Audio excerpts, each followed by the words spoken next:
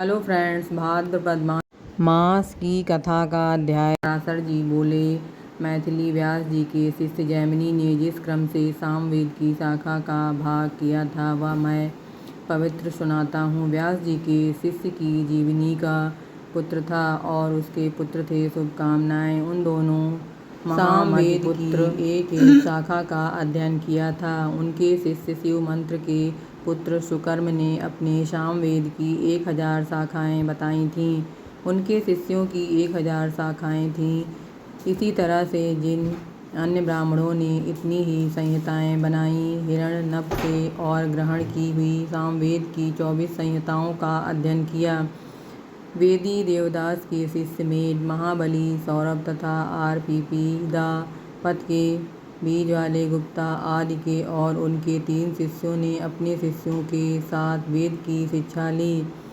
रचे गए ये 5 विकल्प अथर्ववेद संहिता में सर्वोत्तम हैं। इसके बाद पूर्वार्ध विश्वास व्यास जी ने अभिजात, उपचार, कथा और कल्पशुद्धि सहित पुराणों संहिताओं की रचना की। रामहरण सूर्य व्यास जी के प्रिय शिष्य थे। व्यास जी ने पुराण संहिताओं का अध्ययन करने वाले विद्वान रोमन जी पुत्र के सुत अग्निवास और प्रार्थना अति और स्वामी को आकर्षित किया था। अरिजीत, कृपावंती, शास्त्र इन त्रिया देवी के आधार पर रोमहरण सूर्य व्यास जी के प्रिय शिष्य थे। व्यास जी ने पुराण संहिताओं का अध्ययन करने वाले विद्वान रोमन जी के पुत्र के सुत अग्निवास और प्रार्थना अति और स्वामी को आकर्षित किया था। अभिजीत, कृपावंती, शास्त्र इन त्रिया देवी के आधार पर रोमहरण जी की सहायता से मुनि इन पुस्तकों में से एक साबुत ने इन सहायता की रचना की। पुराण यज्ञ पुरुष विद्यालय 18 पुराण बताए जाते हैं। उन सब में प्राचीन ब्रह्म पुराण है। प्रथम ब्रह्मा पुराण, द्वितीय पद्म पुराण, तीसरा विष्णु पुराण, चौथा शिव पुराण, पांचवा भागवत पुराण, छठवां नारद पुराण, सातवां मार्कंडेय पुराण, आठवां अज्ञेय पुराण, नवां भविष्य पुराण, 10वां ब्रह्मवेद पुराण, 11 लिंग पुराण, 12 पुराण, 13 स्कंद पुराण, 14 वामन पुराण,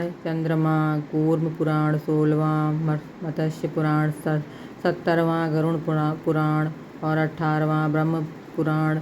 हे महामुनि, 18 के प्राचीन ग्रंथ अन्य सभी पुराणों में भी सृष्टि, प्रलय, देवता आदि के वर्ष, मनवंतर और विभिन्न राजवंशों के चरित्रों का वर्णन किया गया है। चौथा और अर्थशास्त्र का मिलान कुल 18 प्रकार के होते हैं।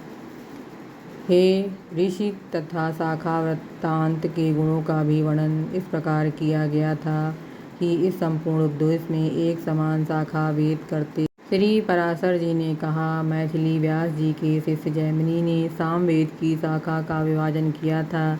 मैं आपको क्रम बताता हूँ। व्यास जी के शिष्य जीवनी के पुत्र भी ऐसे ही थे और उनके पुत्र भी ऐसे ही थे। शिव मंत्र के पुत्र सुकर्मा ने एक शाखा का अध्ययन करने के बाद अपनी सामवेद संहिता की 1000 शाखाएं प्रतिष्ठित की। उनके कौसल्या, मृगमाप और पौनिक नामक 2 महावृत्तियां बालक में ग्रहण की गईं।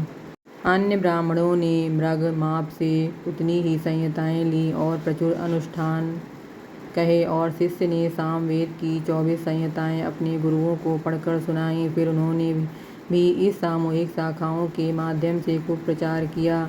समूह में उन्होंने उन्हें 2 भागों में विभाजित किया और उन्हें 50 नाम अपने शिष्यों को दिए। उनमें से एक को 2 भागों में विभाजित करके एक वायु को और दूसरा अपने मित्र नामक शिष्य को दिया।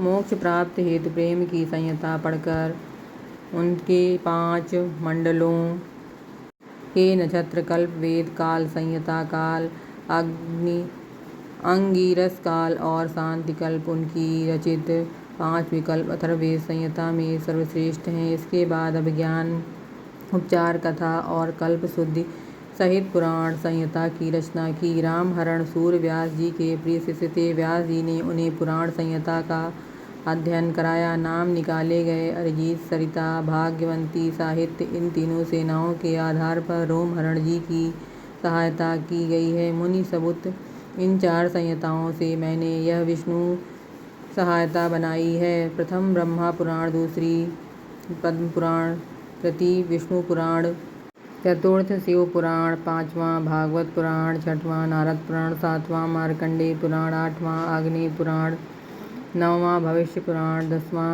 ब्रह्मवेद पुराण, 11 लिंग पुराण, 12 पुराण, 13 स्कंद पुराण, 14वां वामन पुराण, चंद्रमा कूर्म पुराण, 16वां मत्स्य पुराण, 17वां गरुड़ पुराण, 18वां ब्रह्म पुराण।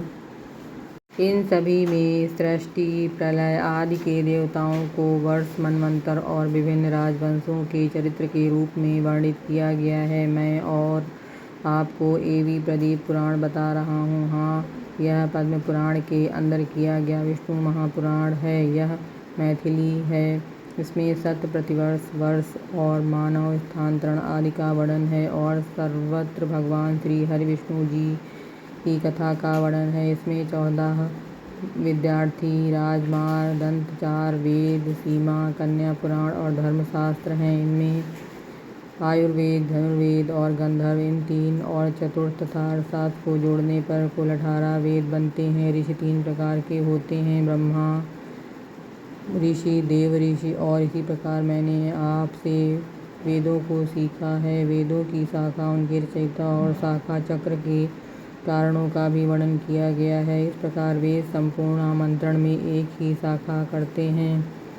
प्रजापति ब्रह्मा जी से प्रकट होने वाली यह श्रुति नित्य है। यह केवल मैथिली ही है। वेदों के सभी संबंधों में आपने मुझसे जो कुछ भी पूछा वह सब मैंने आपको बता दिया। अब आप और क्या जानना चाहते हैं?